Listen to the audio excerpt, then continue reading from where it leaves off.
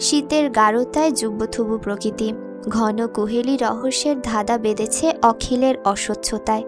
একটি অলস দিনে সুপ্রভাতের শুভারম্ভ হয়েছে অমলিন প্রেমের মাধুর্যতায়। স্টিফেনের বিশাল বারান্দার আরাম কেদারায় বসে আছে নন্দা। পরনে লাল রঙের শাড়ি শোভা পাচ্ছে, বাহু ছুঁই ছুঁই কেশগুচ্ছ ছড়িয়ে আছে পিঠ জুড়ে। কপালে সিথির সৌন্দর্যতা বর্ধন করে প্রশস্ত অবস্থানে লেপেছে সিঁদুর। ঘন কাজলে মাখামাখি গভীর দিঘির ন্যায় অক্ষি যুগল। বারান্দার বাহিরে থাকা স্বল্প দূরের আধার আবছা বাগানটার দিকে তাকিয়ে হাসছে সে। বিহারিণীর করুণ পরিণতিতে তার ওষ্ঠকোণে নব্য জাতি ছড়ানো অংশমালির ন্যায় হাসি, যে হাসি পরিচয় দেয় উপহাসের, যে হাসি জানায় তুমুল তাচ্ছিল্য। আজ প্রকৃতিও বোধ করি নিজেকে ধন্য মনে করিবে তোমার রূপ দেখিয়া। নন্দার মুগ্ধ নেত্রের পল্লব পড়ল, হাসির মায়া লুকায়িত হল আকস্মিক উচ্চারিত পুরুষালী কণ্ঠে। সে কিঞ্চিত ঘাড় ঘুরিয়ে চাইল সেই কণ্ঠের মালিকের দিকে। স্টিফেনের হাসি হাসি মুখ দৃষ্টিগোচর হলো তৎক্ষণাৎ। সে হাসির বিপরীতে ফিরিয়ে দিল হাসি, শুধালো, সকাল সকাল বের হয়ে যাচ্ছেন? আপনি যন্তর নাকি? যন্তর নয় সানশাইন, ইহাকে বলা হয় যন্ত্র। উচ্চারণ সঠিক করিবে কেমন? নন্দা মারাত্মক ভুল হয়ে গিয়েছে ভাব করে জিভ কাটল। অতঃপর ঠিক করে হেসে বলল, ভুল হয়ে গিয়েছে, তোমার মুখে ভুলটাও দারুণ মানায় আছে। নন্দা হাসল। লোকটার মুগ্ধ করার পদ্ধতি অনেক জানা আছে, সেই পদ্ধতির সামনে নন্দা খুবই অপটু। ভোরের কুয়াশা এসে ছুঁয়ে দিচ্ছে নন্দার শরীর। সেই শীতল শরীরে ভারী সুতোর কাজ করা চাদর আলগোছে জড়িয়ে দিল স্টিফেন খুব যত্নের সঙ্গে। নন্দা চমকালো এবারও। স্টিফেন লোকটা সবসময় তার প্রয়োজনগুলো এত নিখুঁতভাবে কিভাবে জেনে যায় সে বুঝে উঠতে পারে না। নন্দাকে চাদর জড়িয়ে বিশ্বজয়ের হাসি ফুটল স্টিফেনের ঠোঁট জুড়ে। নন্দা সে হাসিতে বার কয়েক যেন মুগ্ধ হলো। এত রকমে এত প্রকারে কেউ ভালোবাসতে পারে তা স্টিফেনকে না দেখলে সে বুঝতই না। স্টিফেনের সাথে নন্দা বেরিয়েছে, কোথায় যাচ্ছে কেন যাচ্ছে কিছুই তার জানা নেই। তবে সে এতটুকু জানে লোকটা তাকে হয়তো আরেকটা খুশির সান্নিধ্যে নিয়ে যাচ্ছে। মানুষটার আর কাজ কি? এক মনে ব্রত হয়ে কেবল নন্দাকে চমকে দেওয়া এবং খুশি করা ছাড়া। শীতের কুয়াশা ঠেলে নন্দাদের গাড়ি এসে থেমেছে তাদের গ্রামেরই পূর্ব দিকের একটি জায়গায়। নন্দা ভ্রু কোচকালো, শুধালো, এখানে কেন? আরেকটি কৃতজ্ঞতা স্বীকার করিতে আসিয়াছি আমরা নন্দা। একসময় তোমার সবটুকু ভালোতে হাসি দিয়া এবং সবটুকু আঘাত থেকে বুক দিয়া যে তোমাকে আগলায় রাখিয়াছিল, তাকে কৃতজ্ঞতা জানানো আমাদের দায়িত্ব। নন্দা ভ্রু কোচকালো। ঠিক বুঝে উঠতে পারল না কার কৃতজ্ঞতা স্বীকার করতে এসেছে তারা। তার মুখে প্রশ্নের ছড়াছড়ি। স্টিফেন হাসল। নন্দার হাত ধরে একটি সদ্য ওঠা বিরাট দালানের কাছের মাঠে উপস্থিত হলো। সেখানে উপস্থিত হয়ে নন্দার চক্ষু চড়ক গাছ।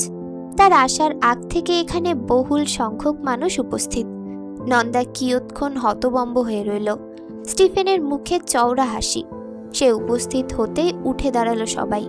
স্টিফেন এগিয়ে গেল, মধ্যমণি হয়ে দাঁড়ালো সকলের সামনে।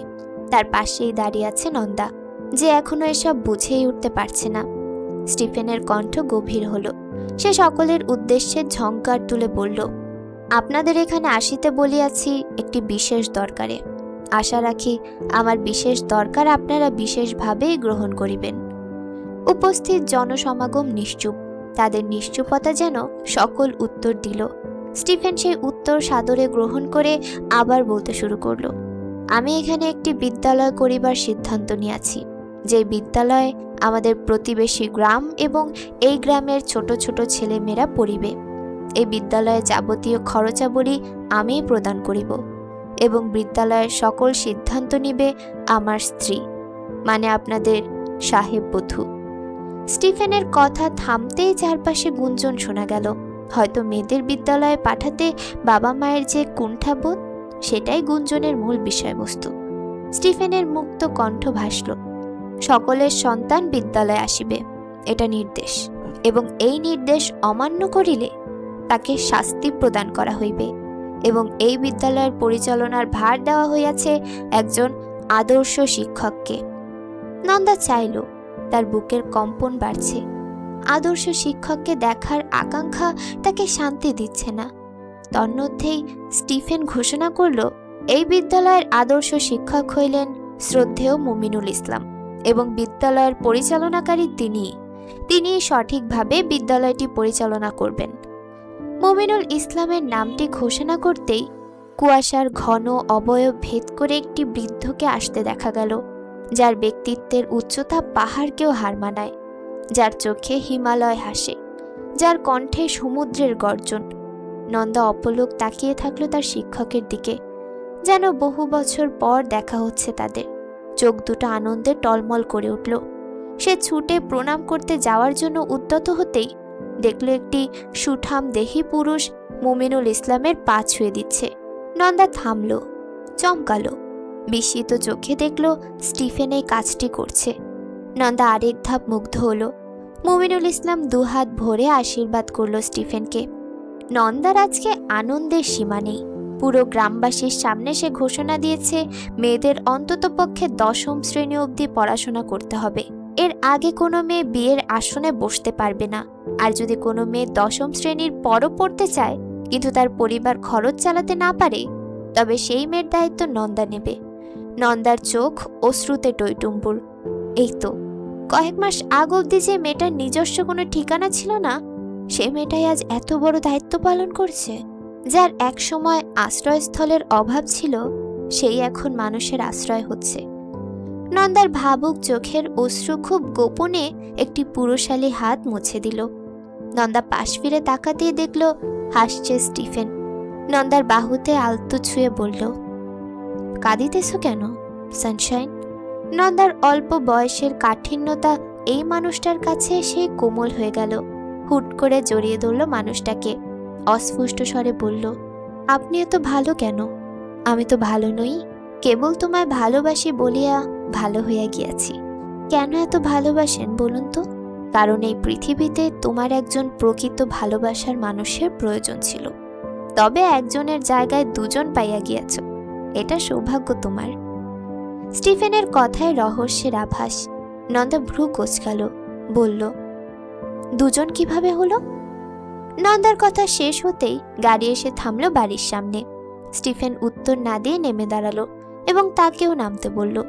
নন্দা নেমে দাঁড়ানোর সাথে সাথে গেটের সামনে দাঁড়ানো পাহারাদার নন্দার হাতে একটি চিঠি ধরিয়ে দিল। নন্দা চিঠির উপর ললিতা নাম দেখেই থমকে গেল। চিঠি খুলতেই ললিতার সাবধান বাণী চোখে পড়ল। নন্দু, দেশ ভালোবাসলে বুকে পাথর বাঁধো, আর সংসার ভালোবাসলে স্বামীকে আগলে রাখো। অন্যদিকে অ্যালেন হন্তদন্ত হয়ে স্টিফেনকে খবর দিল, ওপর মহল থেকে খবর এসেছে। কর না নেয়ার কারণ হিসেবে স্টিফেনকে শাস্তি ভোগ করতে হবে। অম্বরে লাল সূর্যের দেখা নেই প্রায় অনেক দিন। কুহেলির চাদরে ঢেকে গেছে সে, যেমন করে সুখ ঢেকে যায় দুঃখের নোনা জলে। বেদনায় তৃষ্ণার্ত অস্বচ্ছতার রং পুরো আকাশ জুড়ে। শীতের হিমেল রিক্ততা ছুঁয়ে যায় বক্ষদেশ। ছাদের কার্নিশে যেন ঘুমিয়ে আছে শান্তির বাজ পাখি। কেমন এক গমগমে ভয় নিয়ে নন্দার বেঁচে থাকা। বৌঠান, আমার কাজ আমি সম্পাদন করিয়াছি আপনার কথা মতোই। নন্দার ভাবনার সুতো ঢিলে হলো। কেমন অস্ফুষ্ট গোঙানির মতো করে বলল, হুঁ। অ্যালেন কিঞ্চিত ভ্রু কোঁচকাল, দুপা সামনে এসে প্রশ্ন করল, আপনি কি চিন্তিত? এবার ঢিলে হয়ে যাওয়া ভাবনার সুতো পুরোপুরি ছিলল। নন্দা পরিষ্কার স্বরে জবাব দিল, না, তেমন কিছু না। মাকে কাশি পাঠানো হয়েছে? হ্যাঁ, হইয়াছে। অন্নপূর্ণাকে শহরে পাঠানো গিয়েছে? ইয়েস, তাও হইয়াছে। নন্দা যেন হাঁফ ছেড়ে বাঁচল। মুহূর্তেই তার চোখ জোড়া বিষণ্ণতায় নামল। কেমন অসহায় কণ্ঠে বলল, আপনি আর উনিও কয়েকটা দিনের জন্য এদেশ থেকে চলে যান, দয়া করে। অ্যালেনের সদা সম্মান প্রদর্শিত নিচু ঘাড় আজ প্রথম উঁচু হল। পূর্ণ দৃষ্টিতে চাইল সে নন্দার পানে, কিন্তু সেকেন্ডের মাথায় তার চক্ষুদায় ফিরিয়ে নিল নিজের অসংযতা। প্রায় বহুদিন পর সেই ধ্বংসাত্মক রূপে অ্যালেনের হৃদয় যেন থমকে গেল। নারীর এমন সৌন্দর্য যেন সব পুরুষেরই সংযত চিত্ত অসংযত করে দিতে বাধ্য। মেয়েটার কি রূপ, কি দীপ্তি, কি শোভা!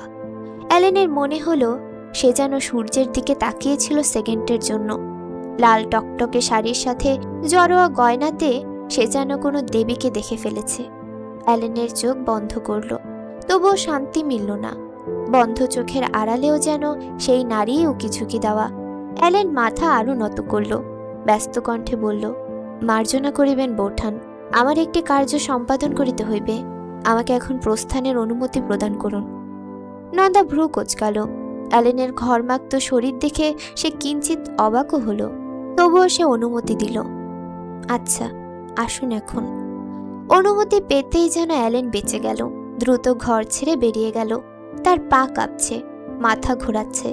এত সুন্দর মানুষটাকে তার দেখা উচিত হয়নি, একদমই উচিত হয়নি। এটা পাপ, এটা অসংযত দৃষ্টি ওই পবিত্র মানুষের জন্য নয়। অ্যালেন নিজের প্রতি ক্রুদ্ধ হল, সজোরে আঘাত করল তার সামনের দরজাটাতে। সশব্দে কেঁপে উঠল কাঠের ভারী দরজা। অথচ অ্যালেনের চোখে নন্দার মুখ সদা উজ্জ্বল জলজলে অংশমালির মতন যেন। অ্যালেন বেরিয়ে যাওয়ার সাথে সাথেই স্টিফেনের প্রবেশ। নন্দা তখন আবারও ধ্যানে মগ্ন। স্টিফেনের মুখে হাসি। ধ্যানমগ্ন স্ত্রীর পানে তাকিয়ে শুধালো, তোমার দহনে কেন সবাই পুড়িয়া যায় সানশাইন? নন্দা আকস্মিক প্রশ্নে প্রায় বেশ ভালো করেই চমকে গেল। চক্ষুদয় তার অবাক হয়ে তাকিয়াছে। বিস্মিত কণ্ঠে সে বলল, কি? স্টিফেন হাসল, তীব্র এক বুক ভরা বিষণ্ণতা নিয়ে বলল, তোমার এত সুন্দর হওয়া উচিত হয় নাই সানশাইন, উচিত হয় নাই। নন্দা যেন স্টিফেনের কথার কুল কিনারা পেল না। তার চোখে প্রশ্নের জোয়ার। জিজ্ঞেস করল ভাবুক কণ্ঠে, এমন বলছেন কেন? বলিবার কারণ কিছু তো নিশ্চয়ই আছে। সেই কারণটা আছে বলিয়াই আমি অসুখী সানশাইন। কত ভালোই না হইতো যদি আমি তোমার সৌন্দর্যের প্রশংসা কোনো কারণ ছাড়াই করিতে পারতাম। আমি আপনার এমন কথার কোনো কারণ বুঝে পাচ্ছি না। কারণ খুঁজিও না সানশাইন, কিছু কথার কারণ না থাকিলেই বোধ করি ভালো হতো। সব কারণ যে সবসময় সুখের হয় না। আচ্ছা সানশাইন, তুমি আমায় কখনো হারাইয়া ফেলিলে কষ্ট পাইবে? হয়তো পাইবে না, কারণ আমি তোমার কেহ হইতে পারি নাই কখনো। তবে আমি হারাইয়া গেলে নতুন করিয়া তোমার জীবন শুরু করিবে, কেমন? পড়াশোনাও করিবে, গ্রামবাসীর অভিভাবক হইবে। তোমার সকল আত্মসম্মানের জবাব তুমি সফলতা দিয়ে দেখাইও। আমি না থাকিলেও তোমার সফলতার গল্পে আমি নিবিড়ভাবে থাকিয়া যাইব। তুমি চাইলেও আমারে মুছিয়া ফেলিতে পারিবে না আর। অলকানন্দার বুকের উপর অমলিন হয়ে থাকা ভালোবাসার নক্ষত্রটা যেন ভয়ঙ্করভাবে কাঁপতে শুরু করল। একসময় যে মানুষটার থেকে নিজেকে সরিয়ে ফেলতে তার ইচ্ছে হয়েছিল, আজ যেন সেই মানুষটার সাথে নিজেকে আষ্টে পিষ্টে জড়িয়ে রাখতে চাচ্ছে সে। কিন্তু সংশয়ের দেয়ালের ধ্বংসাবশেষটুকু রয়ে যাওয়ার নন্দা ছুটে গিয়ে মানুষটাকে জড়িয়ে ধরতে পারল না। স্টিফেন দুহাত মেলে এগিয়ে গেল। হয়তো নন্দার তুমুল অবরণী ইচ্ছাটা সে পড়ে ফেলেছে, কিন্তু এগিয়ে গেলেও সে শেষ অবধি ইচ্ছে পূরণ করল না। হাতটা নামিয়ে ফেলল কি যেন এক গোপন ভাবনায়। সুঠাম দেহি শুভ্ররাঙা শক্ত পুরুষটার আজ কঠিন চোখে টলমলে স্রোত। সে নন্দার থেকে চোখ ফিরিয়ে কিছুটা অন্যদিকে তাকিয়ে বাঁকা হেসে বলল, আমি যখন থাকিব না তখন তোমার জীবনে আমি গাঢ় হইয়া থাকিব সানশাইন, দেখে নিও। তোমায় আমি অনুমতি দিলাম, আমার অবর্তমানে তুমি অন্য কাউকে নিয়ে সংসার আরম্ভ করিতে পারো, আমার কোনো আপত্তি থাকিবে না। তোমার ভালো থাকায় আমি আমায় খুঁজিয়া নিব। নন্দা কথা বলতে চাইল, কিন্তু হৃৎপিণ্ডের তুমুল ব্যথায় যেন তার বাক্য লোপ পেল। স্টিফেন জবাবের আশায় কিয়ৎক্ষণ অপেক্ষা করল। অবশেষে এক বুক হতাশা নিয়ে সে বেরিয়ে গেল। চলে গিয়েও ফিরে দাঁড়ালো সে। তার বিষণ্ণ সুন্দর কণ্ঠে বলল, যেদিন তোমার শরীরে অন্য কেউ স্পর্শ করিবে, মনে রেখো সানশাইন, সেদিন আমি পৃথিবী থেকে মুছিয়া যাইব চিরতরে। এর আগে আমি মরিয়া গেলেও মরিব না। নন্দার বুকের তীব্র যন্ত্রণা গাঢ় হলো। এতদিনে সে উপলব্ধি করছে ভালোবাসা শব্দটার আসলে তীক্ষ্ণতা কেমন হতে পারে। প্রেমের উচ্ছল ঢেউ ঠিক কতটা বিষাদপূর্ণ হয়। সুখের সময় ফুরিয়ে এসেছে প্রায়। তার ফুরিয়ে আসার ধ্বনি বাজছে চারপাশে। নন্দা তা বেশ ভালো করে অনুভব করতে পারছে। সেই বিষণ্ণ বিষাদ সুর ভেসে বেড়াচ্ছে নির্বাসন মহলের আনাচে কানাচে। সময়টা প্রায় 11 রাত। মহলের বড় রুমটায় বসে আছে নন্দা। তার চোখে ঘুম নেই, ক্রমশ উত্তেজনায় কাঁপছে তার শরীর। শতাব্দ তাকে টেলিফোন করেছে সন্ধ্যাবেলায়, জানিয়েছিল তারা আসছে। তারপর থেকে নন্দার শরীর অসাড় হয়ে আসছে। সে জানে তাদের আশাটা ঠিক কতটা ভয়ঙ্কর, কিন্তু সে অসহায়। অ্যালেনের সাহায্য নিয়েও স্টিফেনকে আজ বাড়ি থেকে বের করতে পারেনি সে। লোকটা কেমন নাছোড় বান্দা, আজ সে বাড়ি থেকে না বেরোনোর পণ করেছে যেন। নন্দা বলতেও পারছে না আগাম বিপদ সংকেতের কথা। মানুষের চোখে তাহলে সে নিচু হয়ে যাবে। আর যাই হোক, ভালোবাসার মানুষের কাছে নিচু হয়ে নন্দা বাঁচতে পারবে না। 7-5 ভাবতে ভাবতেই নন্দার অবশিষ্ট সুখের সময়টুকু নিঃশেষ হলো। পদশব্দ শুনতে পেল তার আশেপাশে। নন্দা ঘাড় ঘুরিয়ে তাকাতেই দেখল শতাব্দ, দীপকদা সহ তাদের দলের অনেকেই পুরো ঘর জুড়ে দাঁড়িয়ে আছে। নন্দা তৎক্ষণাৎ দাঁড়িয়ে পড়ল। এতক্ষণে যে বিপদের আশঙ্কা করছিল তা ঘটে গেছে। কথাটা নন্দার মস্তিষ্কে প্রচার হতেই তার শ্বাস থেমে গেল। সে রুদ্ধশ্বাস কণ্ঠে বলল, আপনারা প্রবেশ করলেন কিভাবে? কেন, প্রবেশ করা নিষেধ ছিল নাকি? দীপকদার ঠোঁটে বাঁকা হাসি। নন্দা থমকে গেল। শতাব্দের দিকে তাকাতেই দেখল তার মাথা নত। তীব্র শীতের মাঝেও নন্দা তুমুল ঘামছে। চারপাশে ললিতাকে খুঁজতে গেল সে, কিন্তু না, মেয়েটা আজ আসেনি। নাকি এসেছে, বাইরে দাঁড়িয়ে আছে কি?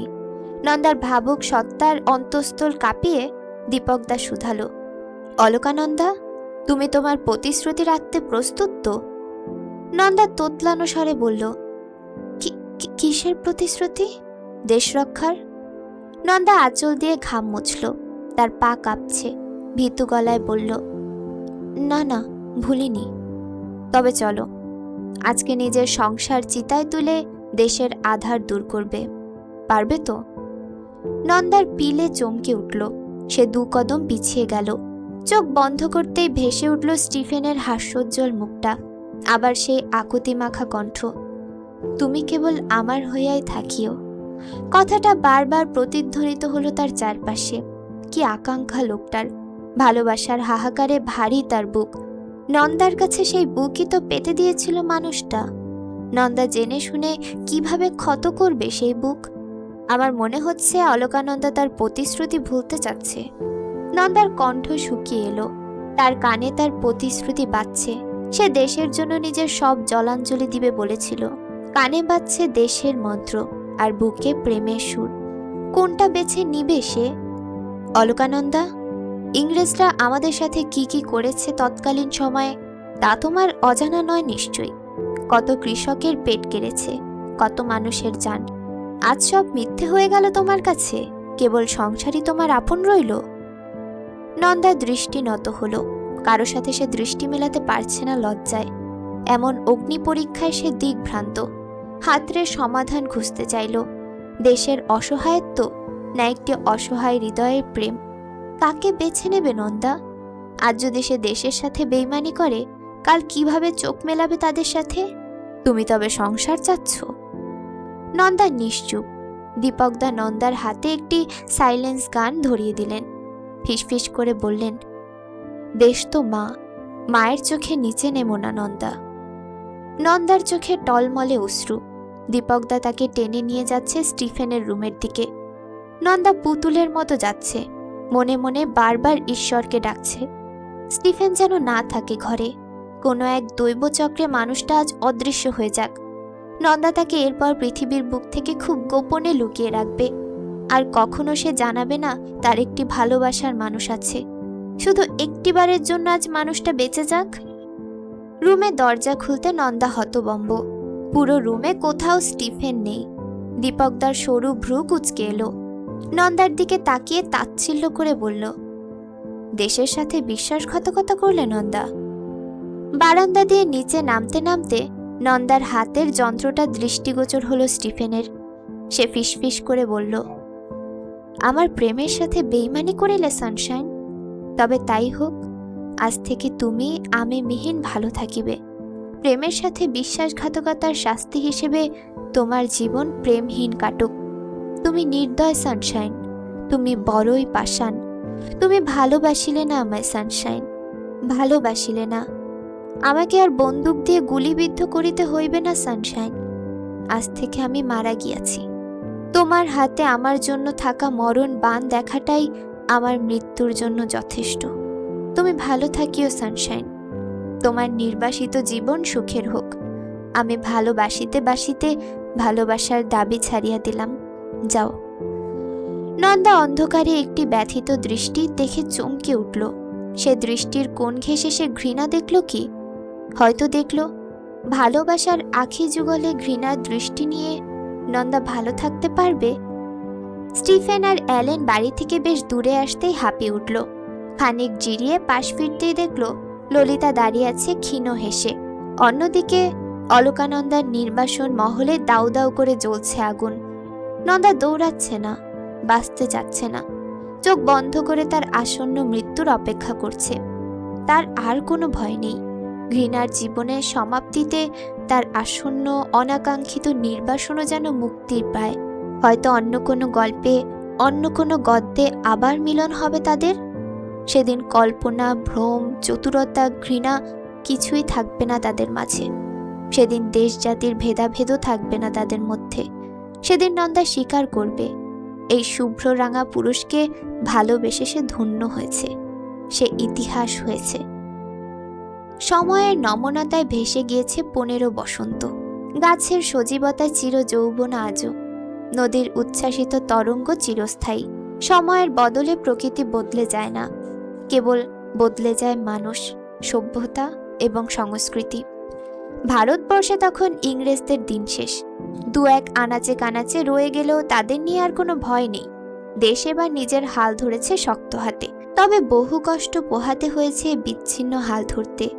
অভাব অনটনও দেশে অভিশাপ হয়ে এসেছিল, সেটাও মানুষ কাটিয়ে উঠেছে। তার জন্য গুনতে হয়েছে বিরাট মাসুল।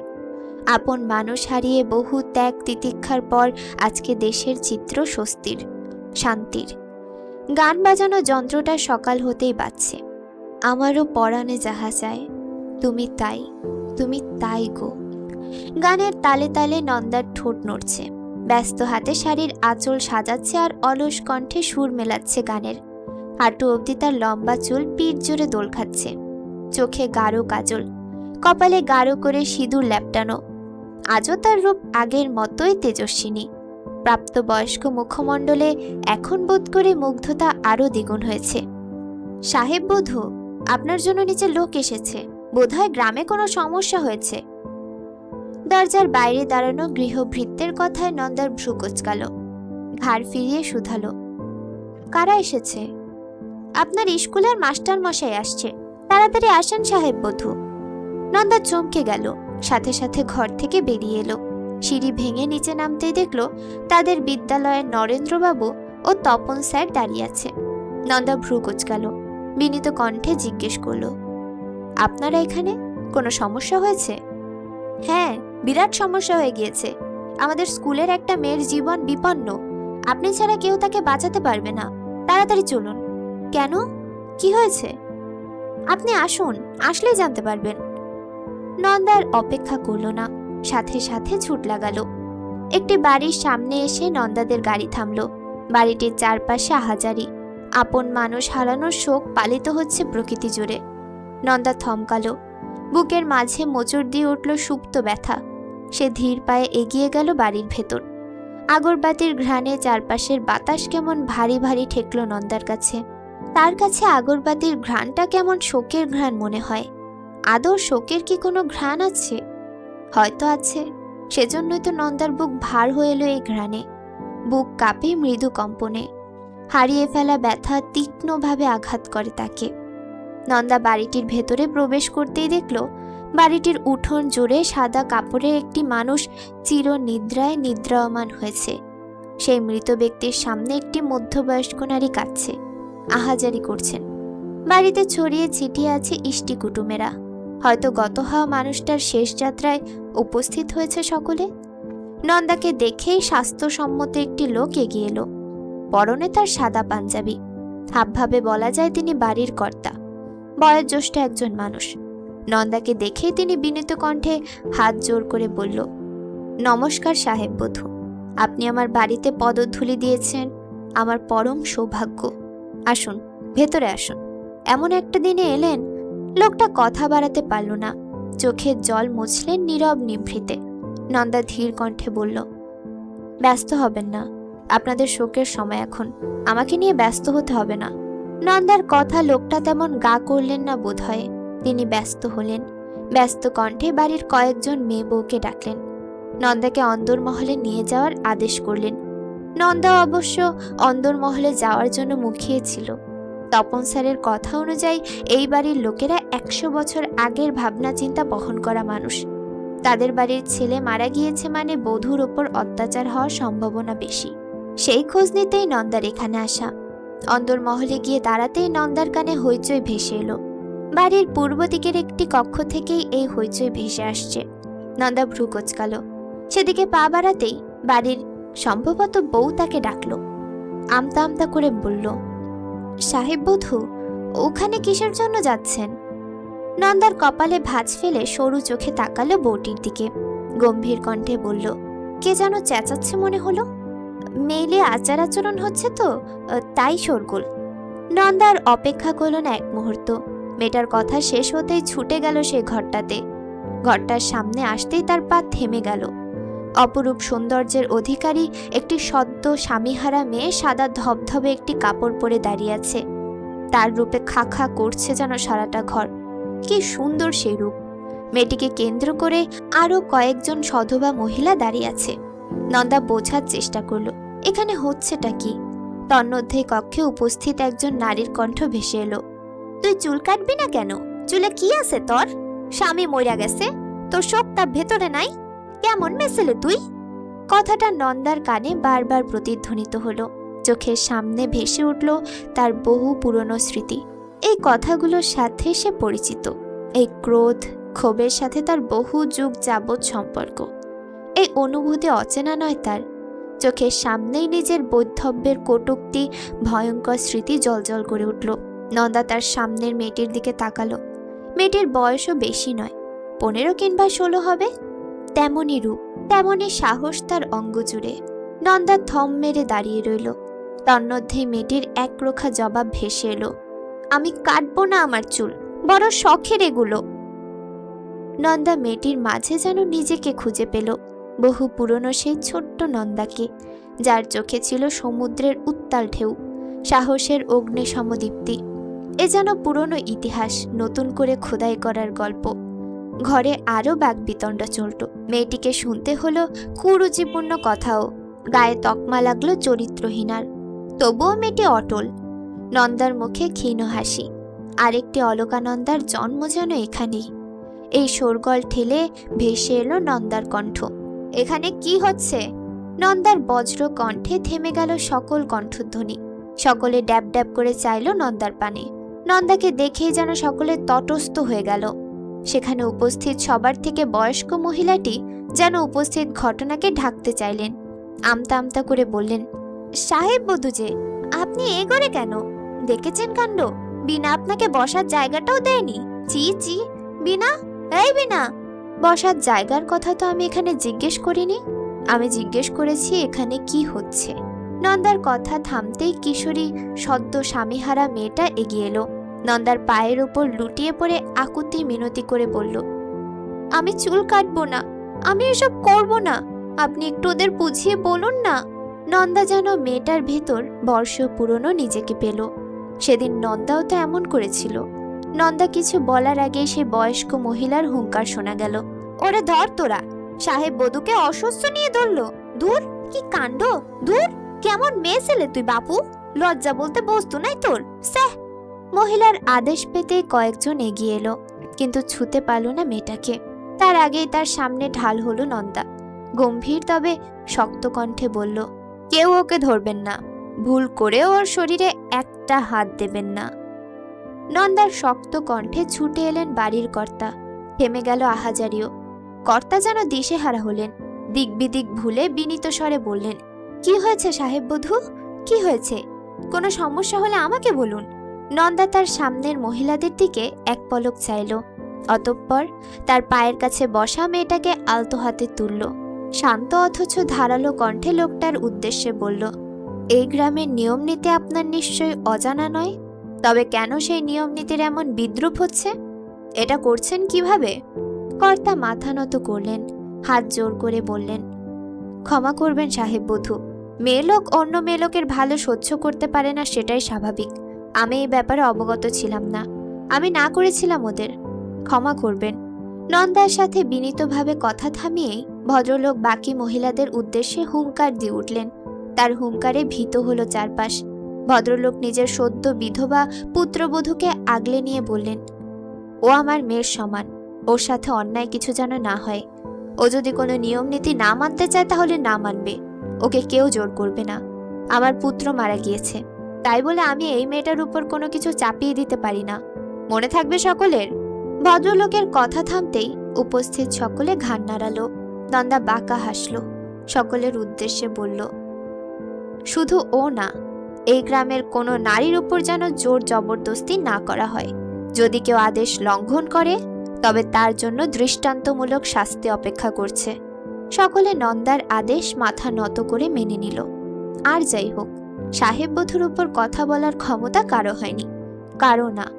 যার নির্দেশে দুটো গ্রাম চলে, এমনকি বড় বড় মানুষও তার উপর কথা বলে না, তার সিদ্ধান্ত না মানার ক্ষমতা কারো নেই।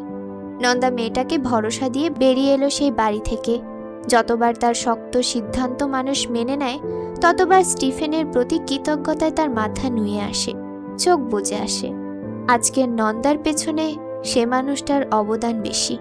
নন্দা আরাম কেদারায় শুয়ে আছে, চোখ বন্ধ তার, অথচ মস্তিষ্ক সজাগ। পুরনো ব্যথার ক্ষত অন্তরে ক্ষণে ক্ষণে তা জ্বালা করে। বৌঠান, আসবো? অ্যালেনের অনুমতি প্রত্যাশা নন্দার বন্ধ চোখ খুলে দিল।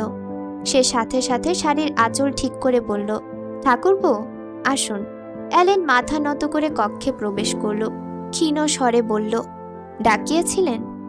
হ্যাঁ, আজ তো মাসের শেষ দিক, আর প্রতি মাসের শেষ দিনে আমি আপনাকে একটা জিনিস দেই, মনে আছে? অ্যালেন মাথা নাড়ালো, জবাব দিল, হ্যাঁ মনে আছে। পত্র কি তৈরি? হ্যাঁ তৈরি, চিঠিগুলো টেবিলের উপর, কষ্ট করে নিয়ে যাবেন? অ্যালেন মাথা নাড়ল। টেবিল থেকে চিঠিগুলো তুলতেই নন্দা উঠে দাঁড়ালো, নিবিড় কণ্ঠে শুধালো, উনি কবে আসবে ফিরে? অভিমান কবে শেষ হবে? অ্যালেন থেমে গেল, চমকে গেল কিঞ্চিত। নন্দার দিকে ফিরতে গিয়েও ফিরল না, মাথা নত করেই জবাব দিল, আসিবে হয়তো, খুব শীঘ্রই। খুব শীঘ্রই হতে আর কত যুগ লাগবে? 15টা রিক্ত শীত কি অল্প সময় ছিল?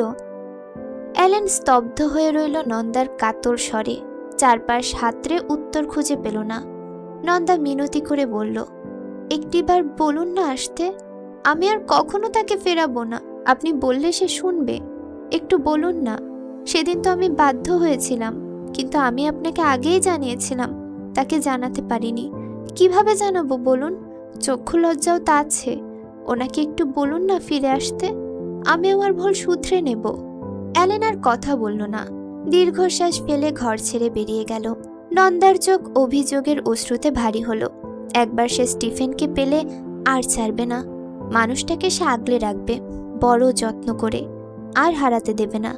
একবার হারাতে দিয়ে 15টা বছর যাবৎ অপেক্ষা করে যাচ্ছে। নিশ্চয় মানুষটার অনেক অভিমান হয়েছে, না হয় সে নন্দাকে এভাবে কষ্ট দিত না। নিস্তব্ধ বারান্দায় নিঃসঙ্গ দাঁড়িয়ে আছে অ্যালেন, তাকে পেছন থেকে কেউ ডাকল। অ্যালেন ঘুরে তাকাতেই অন্নপূর্ণার হাস্যোজ্জ্বল মুখশ্রী চোখে পড়ল। মেয়েটা ডায়েরিতে লিখল, বর্দিরাজ চিঠি দেওয়ার কথা দিয়েছিল। অ্যালেন লেখাটি পড়ল। মেয়েটার জিহ্বা হারানোর ফলে এখন আর কথা বলতে পারে না, তাই এই পন্থা অবলম্বন করেছে। অ্যালেন হাসল, জবাব দিল, দিয়েছে। মায়েরটা এবং বৌঠানের আগের শাশুড়ি সুরবালা দেবীরটা পাঠানো হয়ে গিয়েছে। অন্নপূর্ণা ডায়েরিতে আবার লিখল, আর বর্দির স্বামীরটা? অ্যালেন অম্বরের আলোকিত অর্ধচন্দ্রের দিকে তাকিয়ে কিঞ্চিত হাসল, জবাব দিল, 179 নাম্বার চিঠিখানা জমিল আমার ডাকবাক্সে, অথচ প্রাপকের ঠিকানায় কখনো এই চিঠিগুলো আমি প্রেরণ করিতে পারিব না। এই ভয়ঙ্কর যন্ত্রণা নিয়ে বাঁচিয়ে থাকা অনেক কষ্টের অন্নপূর্ণা।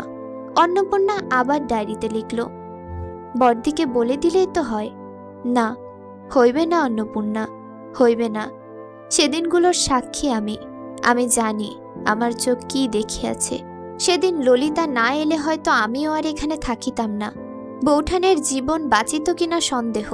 ললিতা সেদিন স্টিফেনকে নিয়ে পৌঁছে দেবে বলিয়াছিল দেশের শেষ প্রান্তে। আমাকে পাঠাইয়াছিল বৌঠানের কাছে। আমি আসিয়া দেখি এই নির্বাসন মহলে আগুন জ্বলিতেছে, দাউ দাউ করে পড়িতেছে সব। ভাগ্যিস ছুটিয়ে আসিয়া বৌঠানকে পাইয়াছিলাম। মানুষটার জ্ঞান ছিল না, আরেকটু দেরি হইলে বাঁচিত না মানুষটা। অ্যালেন থামল।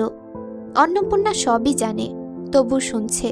অ্যালেনের মন খারাপ হলে সে এই স্মৃতিচারণ বারবার করে, করাটাই স্বাভাবিক। এমন স্মৃতি বুকে চেপে সবসময় বাঁচা যায় না, মাঝে মাঝে হাফ ছেড়ে বাঁচতে ইচ্ছে তো তারও করে।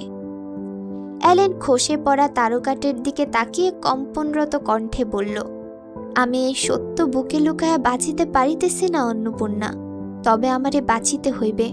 আমি যে স্টিফেনকে কথা দিয়াছি তার সানশাইনের ঢাল হইয়া থাকিব, সে কথা কিভাবে লঙ্ঘন করিব বলো? তবে আমার কষ্ট হয়। স্টিফেন বৌঠানকে বড় ভালোবাসিত। বৌঠান তখন বোঝেনি ছেলেটার এত ভালোবাসাই তার জীবনের কাল হইল। সে বৌঠানের মন রাখতেই ব্রিটিশদের বিরুদ্ধে গেল, যার জন্য এই পৃথিবী হারাইয়া ফেলল একটি নিঃস্বার্থবান প্রেমিক। অথচ কেউ জানিল না, তা কেউ জানিল না। সেদিন ললিতা স্টিফেনকে নিয়ে পালাইয়া যাইতে পারে নাই।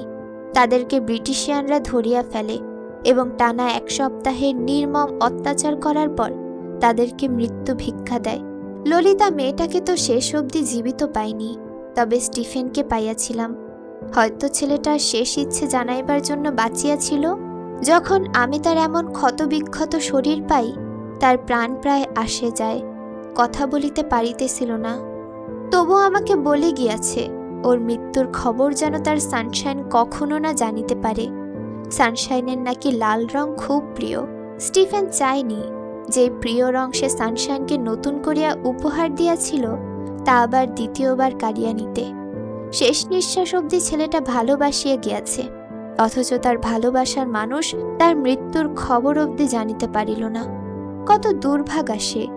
আজকের দিনে 15 বছর হইল মানুষটা নাই, অথচ কেউ শোক পালন করিবে না এই দুঃখে, কেউ বাঁচিবে না এই ব্যথায়। হা! অন্নপূর্ণার চোখের কোণে অশ্রুর মেলা। যতবার অ্যালেন এই স্মৃতি কাতরতায় কাঁদে, তার সঙ্গী হয় অন্নপূর্ণা। তার বড় আফসোস হয় নন্দার জন্য। ইস, বর্দি কত বোকাই না ছিল! স্বর্গ পেয়েও সে পায়ে ঠেলে দিয়েছে। রাত হতেই নন্দার তুমুল জ্বর বাড়ল। জ্বরের ঘোরেই সে উঠে স্নান করল।